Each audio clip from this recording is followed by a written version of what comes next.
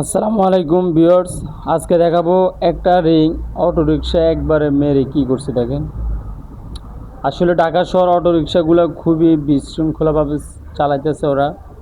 এই যে আমারই একটা পরিচিত কাস্টমার ভাইয়ের রিংটা একবারে মায়ের খেয়ে একবারে এলোমেলো করে ফেলছে। তা আপনারা যারা এই ধরনের দুর্ঘটনার সম্মুখীন পড়েন তারা কিন্তু ভুলও এই রিং মানে টাল ভাঙার চেষ্টা করিয়ে না, কারণ এটাতে অ্যাকুরেট টাল উঠবে না কোনো সময়ে।